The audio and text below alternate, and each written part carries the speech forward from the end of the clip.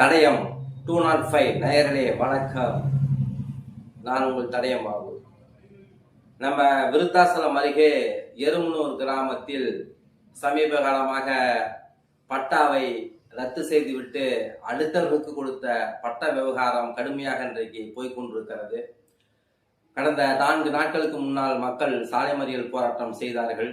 அங்க வந்து பேசிய தாசில்தார் அரவிந்தன் நாளைக்கு காலைல தாலுகா ஆஃபீஸுக்கு வாங்க பேசிக்கலாம் அப்படின்ட்டு அவர் போயிட்டாரு.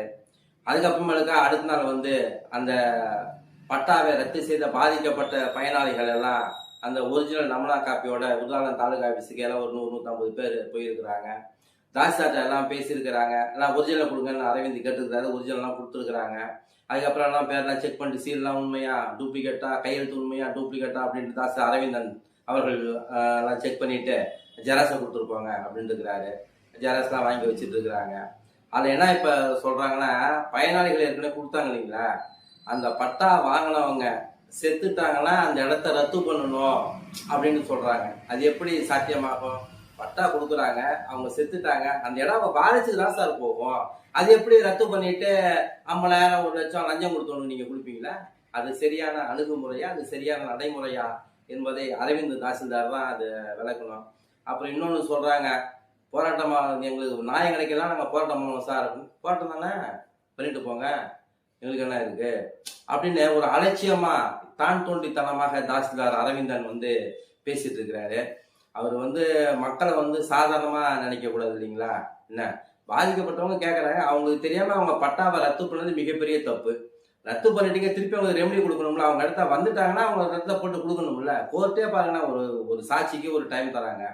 சாட்சி சொல்ல மறந்துட்டோம், இன்னொரு சாட்சி வராங்க கொடுங்கன்னா அது ஒரு நீதிமன்றம் ஒரு டைம் தருது. அது நீதிமன்றமே அந்த வாய்ப்பை, சட்ட வாய்ப்பை வழங்குகிற பொழுது சட்டப்படி நடக்கக்கூடிய வருவாய்த்துறையா அந்த வாய்ப்பை தரமாட்டேன்றாங்க. தாசில்தார் அரவிந்த் சொல்றது ஒண்ணுங்க, ஒண்ணு பட்டா வாங்கினவங்க நமனா காப்பி வாங்கினவங்க செத்து போயிட்டாங்கன்னா அந்த இடத்த ரத்து பண்ணுவோம் அவரு. 2வது, ரத்து பண்ணதான், பட்டா கொடுத்ததான், அது ரத்து பண்ணதுக்கான வாய்ப்பு இல்லை அப்படின்னு அவர் சொல்றாரு. 3வது, தமிழ்நாட்டினுடைய முதலமைச்சர் கொடுத்த பட்டாவை எப்படி ரத்து பண்ண முடியும் அப்படின்ற ஒரு கேள்வி அங்க இருக்குது.